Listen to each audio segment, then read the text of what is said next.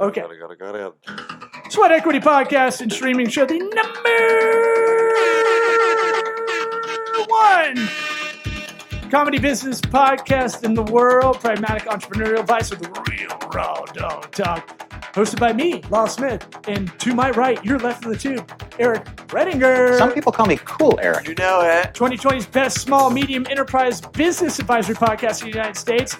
And for 2021's best podcast and streaming entertainment studio, Eastern United States Media Innovator Awards 2020, hosted by Corporate Vision Magazine. We have a guest on that's talking about the most accurate way to retain employees, the most accurate test, personality-wise. This was a good one.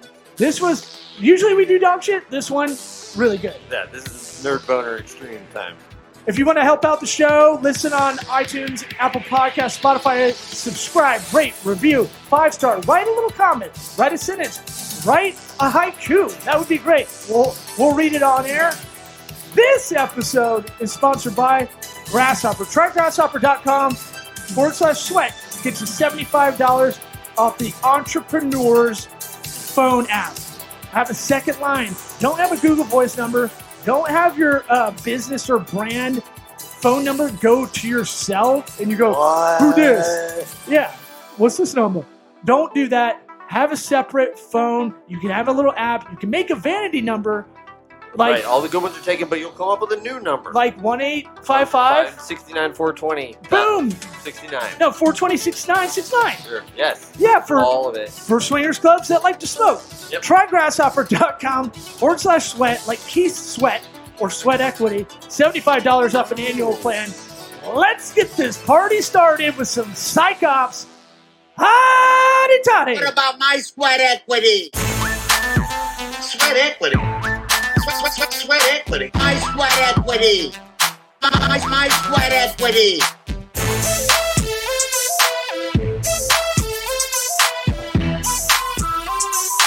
Sweat equity. What about my sweat equity?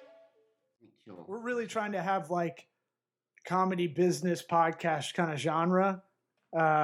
Think more real talk than your LinkedIn news feed. Not saccharine sweet PRE kind of stuff. Yeah. Like More World Star newsfeed. If that helps. Excellent. Well, yeah. So, I mean, as far as connecting, I can be connected with on LinkedIn. Name's Chaz Mascarino, MOSCARINO. It's a good place to get me there. Or my email is chazm@mascarino.net. Oh, giving the email out to the folks. I love it. He ain't scared.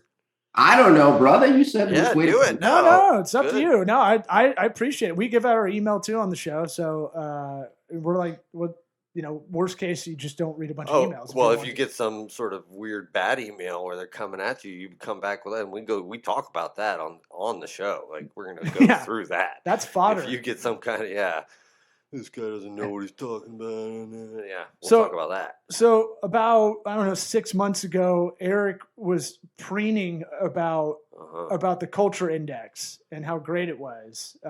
We were working somewhere where we had to take it, and I got fired before I really got my results. So Eric gave them to me later. Yeah. Well, Chaz and I, we went over them pretty thoroughly because we had them. We still had it. Did it say I'm Don Draper? No, interestingly, and Chaz, I'm sure will correct me because he's got some kind of weird Rain Man memory for people's personality profiles, but yours and I's was like a perfect mirror. Right. Like mine fell on one side of the red line, and it mirrored it. If you flipped it, was your side. Well, I'd say that's accurate. We've worked together for 5-6 years. We've never really had an argument of any sort. No. And I think we are complementary in a lot of ways. That's why we can do this show really, pretty fluidly. And when I had the agency we were doing, never really, we just got shit done and played to our strengths. So I would say from that standpoint, if that's how it showed on the results, I'd say this is pretty accurate. Yeah, I mean, I haven't looked at yours in a long time. I know Eric just because I spent time with him. So, he. Yeah. So Just to so I hit Chaz up recently after talking about the Culture Index on the podcast, and I was like, I want to see what's up with that. Like, I still think about it, like it'll like register with me just certain things about certain people, and I hit up Chaz, seeing like how he got into it and what how does that work, to get in with that company and what it's like. And Chaz was like, well, I know your profile and they ain't gonna hire you. And I was like, well, what? Yeah, but what? Oh, shit. Okay, well, that's the end of that. It was like very cut and dry. Like, well, your profile does not fit the type of person we want to hire for that position. And if we went and hired you, it would kind of negate everything we do. Oh, to work for his brand. Right. Yeah. Okay, that's funny. It was just like the most strict. I was like, well, you want to come on the podcast? I basically know everything about you. Right. Yes. Yes. Yeah, I know how you're hardwired, and you're not going to enjoy it anyway. So, right. Yes. So, like, well, thanks, man. Keep your day job. So we talk about a lot of these I guess you call them professional psych tests of sorts. I don't know what the genre is officially called, but yeah, like Myers-Briggs is kind of we now know it's not very accurate. It doesn't really tell you a lot. It's fun. It's I like 16personalities.com, like a Cosmo teen quiz, but it doesn't really do much other than make you feel better about yourself a little bit. That is me. Yeah, I am the visionary, but yours and the Asher strategies, I would say, are the only two that I would trust. How did you arrive at doing this? Yeah. So the quick story is, I'm in a CEO group and I'm part of an entrepreneur organization. And so I had to make a critical move in the business about 5-6 years ago. And I leaned into my forum and I'm like, hey guys, what do you think I should do? Because if I mess this move up for my business, it can cost us millions. And so they're like, hey, we've been telling you about this program. Why don't you pick up the phone and have a conversation? So I'm a pretty skeptical guy. So what is this silly 7-10 minute survey going to tell me? And I jumped on the phone, had a conversation, and I was pretty blown away by the math and the statistics. And I made a move based off that I never would have made for that position, became a client, and I never really looked back, So I started helping a lot of my CEO friends out that were just buddies because I was getting the hang of it and I was really starting to understand it. And I'm like, I really enjoy this. So it wasn't really about the money for me. It was really about just helping, and it was more of a passion. So I got the business set up where it really didn't need me on the day-to-day. And then I've been spending probably about 60-70% of my time, traveling around the country teaching this language to other CEOs and business owners and leadership teams. Interesting. And how is it received when you're giving, I guess, given the results because people, I'm constantly, I've been obsessed lately about what we think things are and then what they actually are when you get the numbers or you get the data or whatever it is. I'm in, the marketing world a lot. So I just kind of think in that mode a lot. This kind of is to me that maybe I'm missing the mark, but that this is kind of that kind of who you think you are, who you think you should be maybe, or my little. Yeah. So we're measuring a couple of things, we're measuring one, who are you who do you wake up to be every day? So by the age of 11 or 12 years old, we're pretty much hardwired by that age. So psychologists will say, DNA, mommy, daddy, nature versus nurture, but it is what it is. And that's one thing that we're measuring. And then the second thing is, who do you perceive you need to be at work every day when you show up? And so when we're looking at that, Gallup does this poll every year about employee engagement. Well, we're looking at employee engagement on one of our graphs.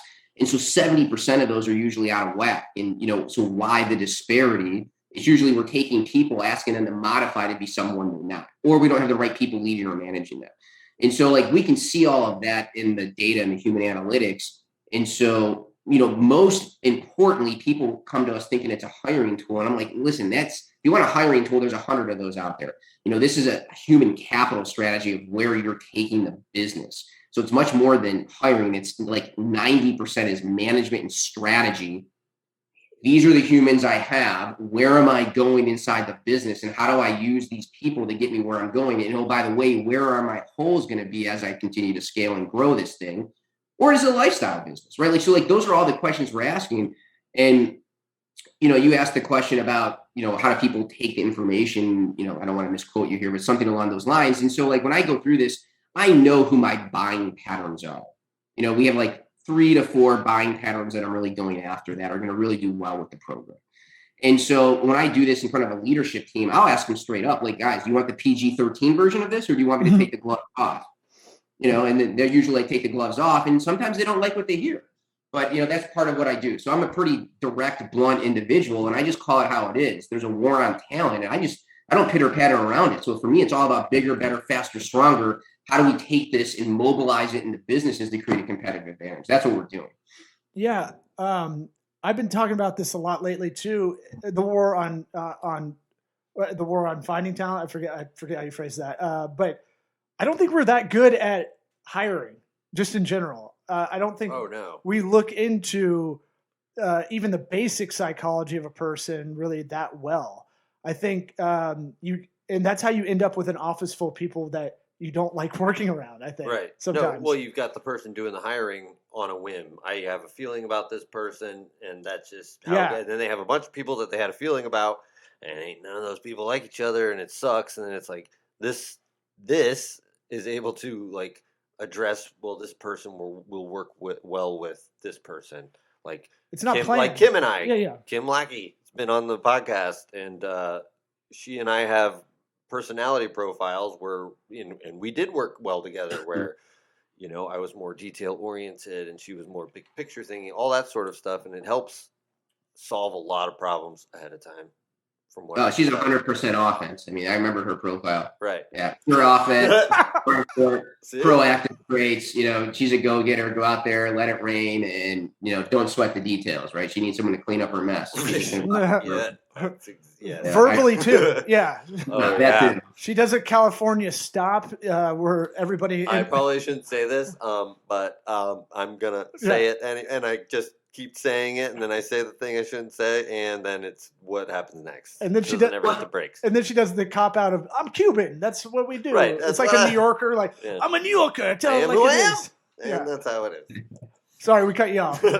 Oh, no. Well, and you were saying, like, we tend to hire people that we like or that can show well in the interviews. And so what I always say is, I call this a cheat sheet to humans. Like, people that are more social and charismatic and that have, more charisma and more outgoing, they feel like they can read people. And truly, they are better at that than more of us introverts, right?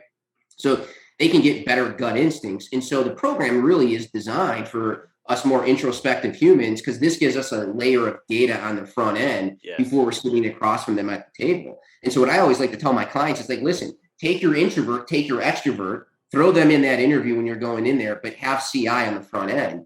And what we do in our company is, we have the data before we're even communicating with anybody. So we're not even talking to anybody unless we have the human analytics on the first part.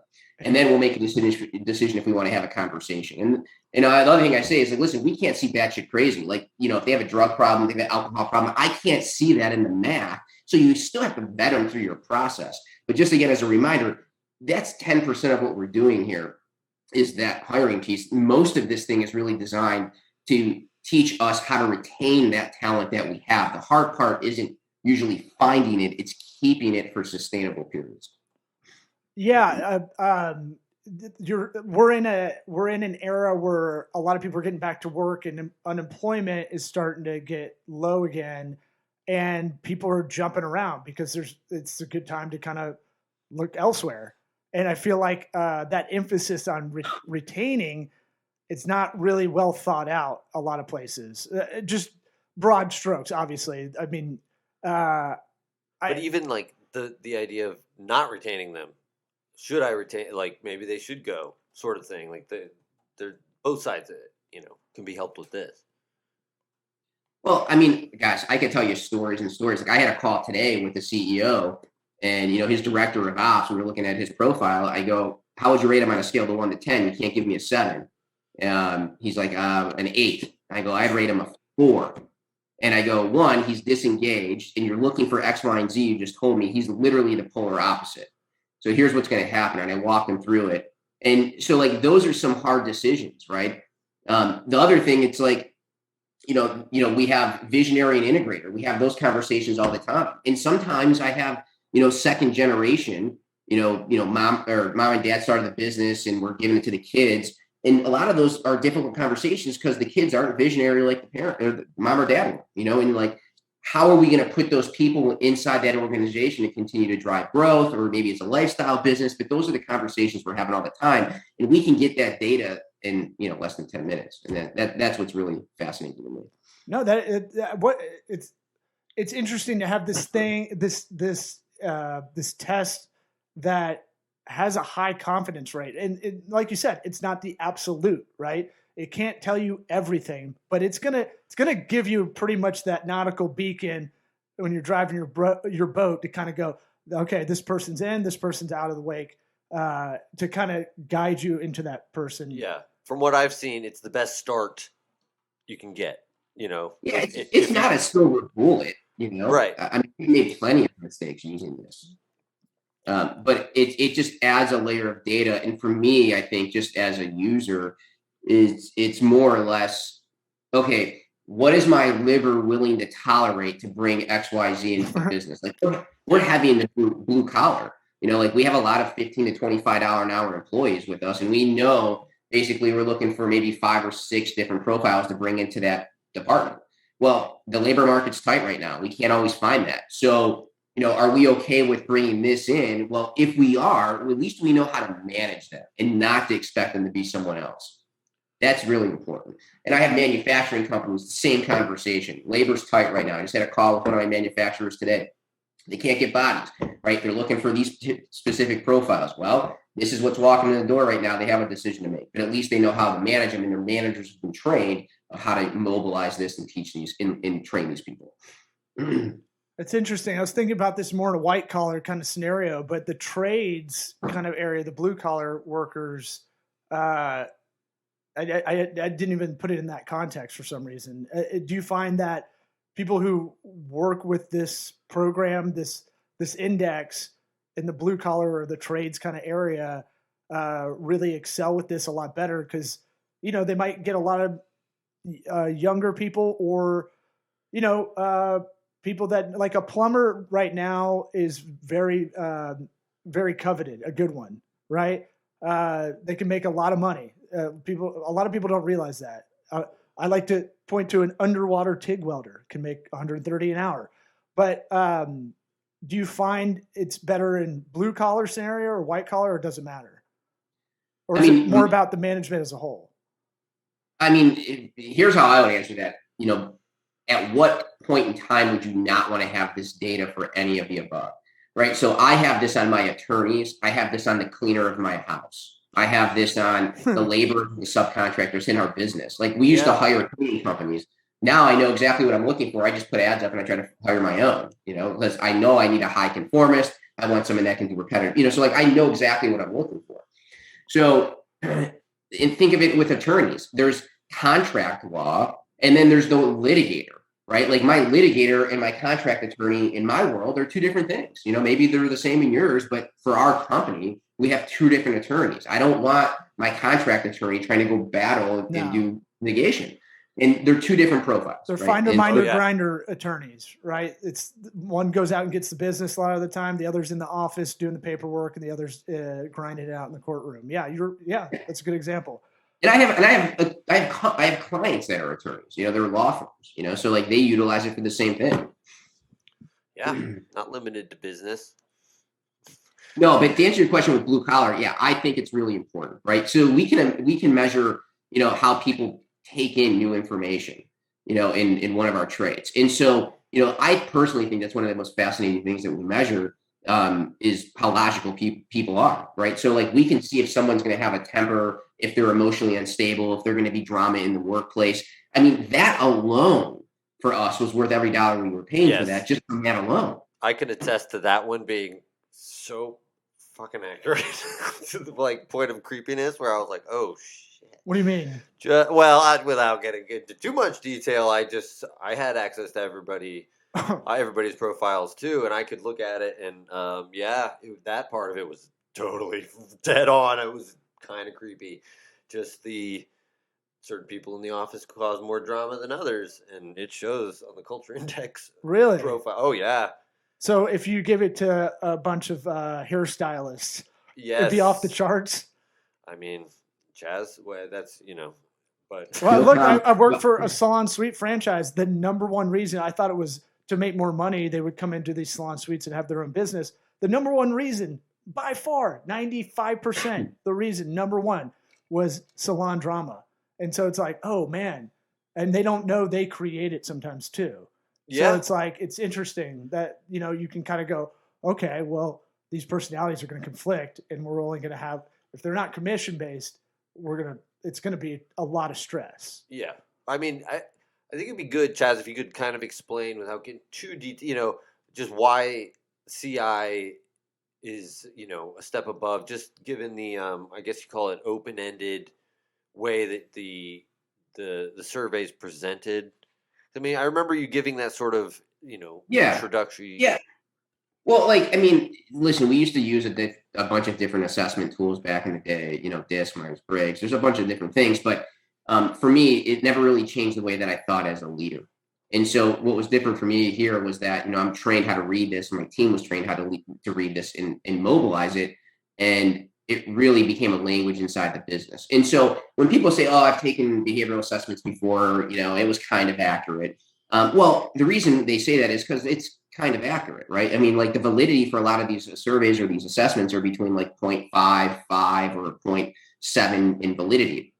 And so if I say I'm a sharpshooter and I'm hitting a target, 60 or 70% of the time, am I really a sharpshooter? And the answer to that is no. And so, we were able to get validity to 0.9.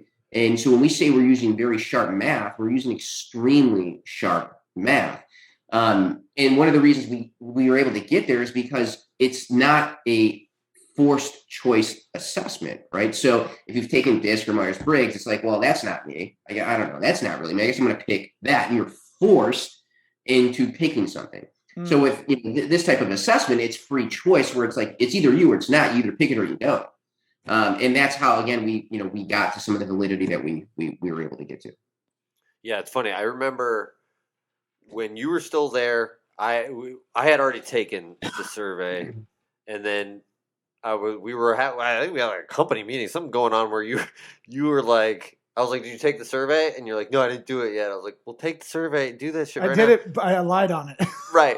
But I sat there and I watched you do it, and because I had just taken it, and basically you're choosing adjectives, and I had just done it my way, and then I sat there and watched Law do it, where he was like, "We got to pick all the one," and he went through it and he picked the ones that he thought, and I was like, "I don't know, does that matter?" And then we had a discussion: how's this work? Like, what the hell? And it's like, all of that matters. Yes, all that shit matters. That you're the type of person who will go through and choose all of the synonyms for what you want. I had to look up a lot of the words. Right, he's looking words. I'm like, I don't think that's how it's supposed to go. Whatever. I'm like a lazy perfectionist. Yeah. You were cramming. No.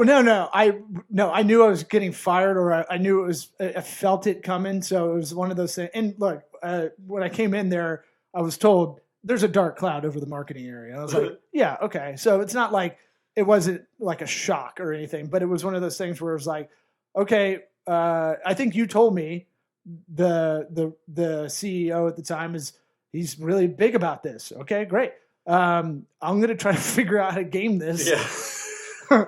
Because I'm going to... Which they have measures against. I didn't know that. I just was like... Well, you didn't game it. I mean, you had a valid result. I probably was closer to the truth than anything, because I know I did it really quickly in front of you. And I was like, Eric, what's this word mean? I'm going to look it up. Yeah. But I was just like, what would the model employee look like? Yeah, exactly. And so... I was going to confess this at the end of the episode, but it doesn't matter anyway.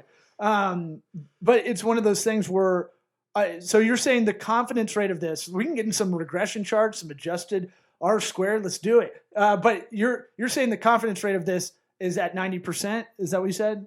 It's 0.9 validity is where the retest test came in, the reliability. That's amazing. So yeah, they it's a long story, but in 2004 is when they completed the assessment, and then it was ready to go to market. It was back in 2004.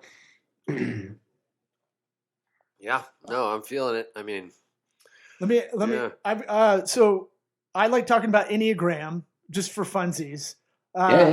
I don't know much about it, so I might not have a lot to give you about I know, right, Chaz? The- I was like, fuck that. Yeah, fucking fanboy. Yeah, fuck that test, bruh. I don't need that. You're not shit. cooling me and Chaz.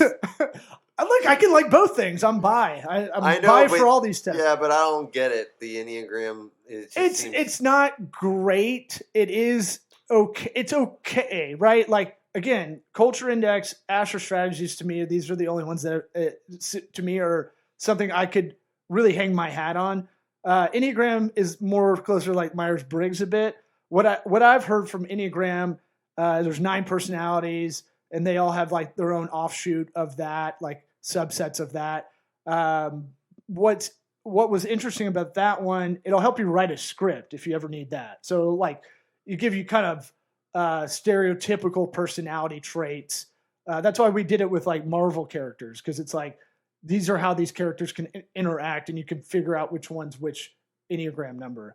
What was interesting was that you can change.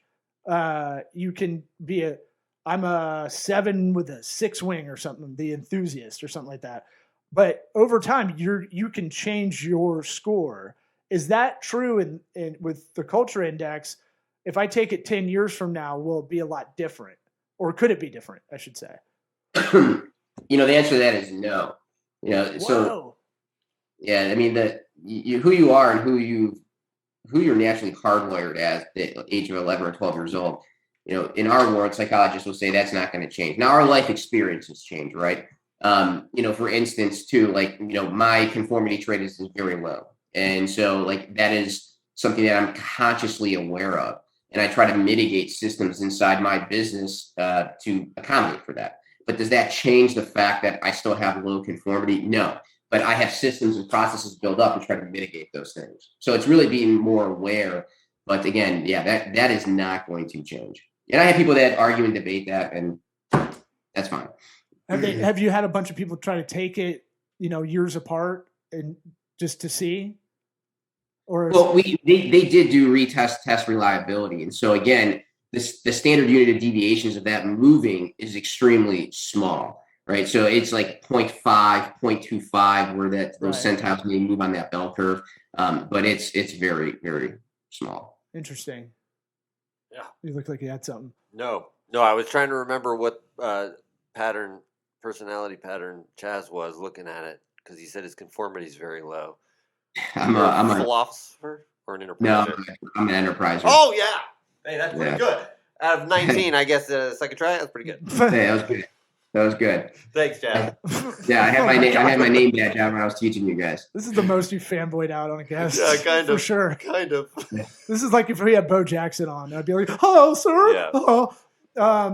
So we're. What do you find? I was going to say, what do you find when people aren't accepting of this? But it sounds like your target audience, when you're talking to anybody, you already got that info. Like the way it sounded like 10 minutes ago, you're talking about like, I give it to my attorney, I give it to this person, I give it to all the people I hire. I feel like you go to a party and you're like, hey, I got this test. Why don't you take about 10 minutes over there? I'll find you a cocktail. Yeah. My wife's much better at that than I am. Really? Yeah. Well, she's more social than I am. She's more charismatic. So she's better at getting the surveys. She says the dots don't lie. Ooh, I like that. But yeah, I mean, am I always trying to analyze people? Of course I am. I mean, that's part of what I do now. So I'm always trying to analyze them. But the thing is I don't always get it right, because I don't understand the why behind why someone's doing something. Like we're all modifying throughout the course of the day. And so I don't know what's showing up. I don't know who the real person is I'm really communicating with, or if they're modifying. Like think of someone in an interview, they're modifying. So, when I have a cheat sheet in front of me, I can call that bluff, or I can see if they're being very ethical about the things I'm asking them. I can also see if they're engaged where they're currently working, or if they're disengaged. I can see all that based on the data. So it kind of gives me a leg up in that conversation when we're having those, we're having interviews. Do you find it with relationships? Do you find that it can help? Is this more in the professional world or occupational world, or do you find you can kind of see what works? Because look, he definitely gave his wife the test. I know. So that's why I'm asking, because Eric and I would say if we were gay, we'd be a great gay couple. Like amazing. Confirmed. We're heterosexual life mates, but I mean, like we'd be awesome. Play Sega, go make Yeah. out, all that stuff. So Great place in Key West. yeah, I got the leg power, so it'd be power bottom. Sure. Yeah. Yeah, I mean, I think it could be used. We'll cut that out. Go ahead. Sorry. No, I mean, we all talk about top line and bottom line in business, but I think the biggest impact that's really had on me was really in my personal life and in my family, understanding how, my family's hardwired, right? Like I've known them my entire life, but this just helps connect the dots for me. And then also the kids in the family, I asked one of my mentors, like I just had my first baby, she's 20 months years old. And before I had her, I'm like, hey, I kind of want to raise a highly autonomous female. And he was like, well, what's your wife's profile? And I told him, and he's like, well, let her raise the baby. Don't touch the baby. No, well, because so like highly autonomous people, they're the best problem solvers on the face of the planet, right? So what usually happens is, we knock the autonomy out of them. We're solving their problems for them.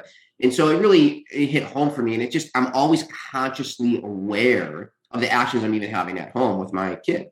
So I just think that's really important. Sure. But and that's not what we do, right? Like that's not what I'm teaching. But for me, it's just something I'm always consciously aware of. It's like a residual benefit of this whole index.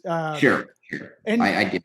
And like I have a 5-year-old boy, 3-year-old girl, and you grow like in my 20s. I'm like, it's a lot of nurture. And then I watch my kids and I'm like, man, they had these personalities, like even as soon as they could make any kind of gestures, right? As soon as they could do anything, you're like, my son's very sensitive and sweet, but he's very enthusiastic about everything. And I think a lot of that's from me. The sensitive part's his mom. And then like It's my daughter, I'm Cincy. Well, look, I'll cry at Big Fish and I'll cry at the end of Interstellar. I can't help it. Yeah.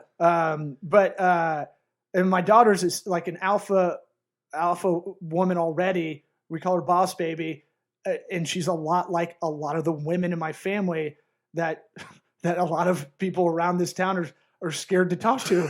We'll cut that too. No, keep it in. nuts. Look, I'll tell the story. My grandma Adele used to go to my dad's football games at Robinson High, where Terry Bollea, Hulk Hogan went, and she would drive in a huge Cadillac, old school Cadillac, get there right before kickoff, and then pretend to be blind and walk up to get the seat she wanted, and no one would talk shit to her because everybody's scared of her. That is the gene that's going down, a little bit of that alpha woman thing. Or maybe they were all just really nice to the blind lady. No, they Why all would knew. they be scared They of all the blind knew. lady? No, they all knew. Then why did she need to pretend to be blind? I if don't they all know. knew? We're fucking nuts on one side of the There's something- family. There's a piece of this story that's not. Oh, this doesn't adding add up. into my personality at all. No, I'm I'm just a little saying the wild. piece- Is she badass or is she blind? Is what I'm saying. No, she's badass. She's cool. But I'm saying, you were talking about observing human behavior. I love doing stand up because there's always an endless trough of that, right? Like just watching people interact. Just a lot of it, I get. A lot of my jokes come out of frustration of seeing people do shit that's like, why are you doing this? Like, especially in traffic. Like, if I see another person that's on their phone, you can see you're right in front of them, and you can see them on their phone. They're not paying attention. You honk, and then they're like, "What?" But you can see their head pop up. They definitely weren't paying attention. I'm like, "What was this a thing?" I know cell phones made it happen, but like, were people this checked out? And Oh, we're at the all-time worst for traffic shit until all cars drive themselves, and we have like we're fucked for a few years. yeah, But it'll be over soon. yeah. So I think Faith in that. So I think like observing human behavior of like, well, that if you ask that person, they probably tell you they're a good driver, right? And Nobody says I'm a bad driver. I've had some people say that. Yeah, Oh, I'd like to hear that. my ex-wife said it. But the thing of like what they think they are versus what they actually are. Do you find that's the disparity of the test? Because for anybody who doesn't know, you fill it out. I know you said it at the top of the show, but you fill out your personality and then and it's a bunch of adjectives, I believe, like Yes. 100, and you go through it and check it off. And then As many as you want, or as few as you want. and then the second page is who you need to be at the workplace, right? Yeah. who you feel you should be at the workplace? And Chaz, you can definitely explain it better. Yeah. I mean, so it's who are you hardwired to be, or who do you wake up to be every day, and then who's showing up at work, basically. And so, I think, I had a call today with somebody, and I had to tell him that he's not visionary. It's him and it's his partner and himself. Probably didn't see it coming, right? Partners. What's that? You probably didn't see it coming. Ooh, No, he didn't see it coming. Podcast now on that. That's funny. And he's Chaz like, no, got I'm handsome. visionary. He's like, I have 5-year goals. I'm like, what? I didn't say you can't set goals. I said you're still micro, small picture, and you can still have plans and goals, but you're not visionary. So you're intrinsically motivated from the past and being accurate, not by moving forward. That's different. Like a visionary, someone that's, pure offense, or that is an analytical, in our world, gifted visionary, their brains literally live in the future. When they're driving to work every day, they're 2, 3, 4, 5 years out, and that's where their brains live. And so he just wasn't that person. And I said, your partner is, you guys are a great team, but he's visionary. You could be integrator, right? So like those are conversations that I'm having all the time, and sometimes that doesn't go over well, and sometimes that takes time for that to sink in and for them to digest. Yeah, man. What now? Do you find that when we've taken a couple of these? I'm going to relate it to the Asher strategies because that's the only one I know that's as accurate or closest to as accurate as the Culture Index. It gives you scores on kind of departments you be in a job, and so like my admin, clerical, project management all score low, but it told me my proclivity for those things. It doesn't mean you can't do it, right? But it just means you don't get up every day to do it. Is that kind of a little bit of what y'all have in this Culture Index? And I'm asking dumb guy math. I'm working off 6 months ago when we talked about this a lot, and then small conversation since. So I'm doing the dumb guy kind of questions. Mm-hmm. So I'm looking at you. I'm like, I hope this doesn't offend him. That I didn't prep. But do you feel like is this your proclivities just naturally how you're hardwired, but it doesn't mean you can't do it? Or is that not a real thought? Well, I mean, we could all modify and do things that we're not naturally hardwired to do. It doesn't mean we can do it well. It doesn't mean we're going to enjoy doing it, right? So, the whole purpose of this is to understand and put people in the right seats where they're going to succeed. That's what we're trying to accomplish. Yeah, there is a portion of it that kind of accounts for that modification. And, like I scored low and I was like, what, really? And I thought, and of course, the more I thought about it, I was like, that's kind of right. Like it was fun because we're sitting in, a meeting of all the leadership, and Chaz is looking at everybody's profile. And he's like, all right, let's look at Eric's. Yeah, see, Eric's probably miserable at work. And I was like, yo, what the fuck? Don't say that. Bro, don't call me out. What's the difference in it? And then the EU's low and all this. I was like, man, what the hell? And I mean, I wasn't real. Well, looking back, maybe I was. What if you're kind of emotionally bummed out? Does that affect any of that? Like Where's the divorce points? Yeah, I went through a brutal divorce. And if I took it then, I don't know how. I really lost my sense of self, right? Really got in that dark hole, depressed, and kind of got out of it as soon as we, eventually got out. I got out of that kind of hole. Is it going to reflect that if I take it? No, I mean, it's a great question. And that's why we have the question so simple. It's really just 2 simple questions. Describe yourself and describe who you need to be at work. That's it. Describe yourself, describe who you need to be at work. And so, based off that data, that's how we're coming up with this math and statistics. And like, there is ways that we can see if it's an inaccurate survey or someone tried to game it. We have trick mechanisms in there to see if someone's trying to mess with it or game it. And that's our job, is to make sure that we're getting accurate data to give back to these leadership teams so they can make critical decisions. So when I thought I was being clever, trying to game it, you already had you're 3D chess. I'm playing checkers on this thing. Yeah, I mean, you weren't flagged. You're all right. I don't remember. Did it tell you I had herpes? That pops up. It flares up every now and again. It's a whole other dot. Well, we always we want to we want to be respectful for your time. I'm a believer in this. After talking to you, Eric's been talking to me about it since we took it. Mm-hmm. We always ask our guests the first time they come on the show, what advice would you give your 13-year-old self? Get a mentor. Get a mentor. Yep. Did you grow up wanting that, or do you now realize you probably needed that?